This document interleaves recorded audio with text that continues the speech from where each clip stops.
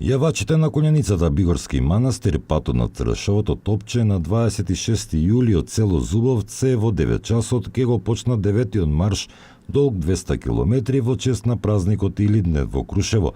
Во 14 часот треба да пристигнат во црквата во Гостивар Света Богородица и по добиениот благослов ке се упатат за Бигорски манастир.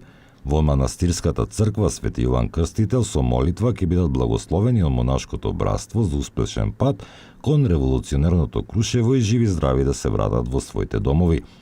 Потоа во манастирскиот двор комитите пред Светото писмо, Кама и Револвер ке положат заклетва за верност кон македонското ослободително дело.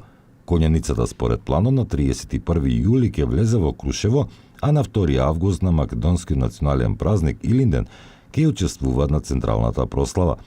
5 дена низ планините на Западна Македонија ќе минат околу 200 километри. Конјаницата ќе се движи низ патека по која пред 110 години галичаните Угрин и Филип Канчевски со коњи ги носеле топчињата за Илинденското востание, изработени од рацете на монасите од Бигорскиот манастир.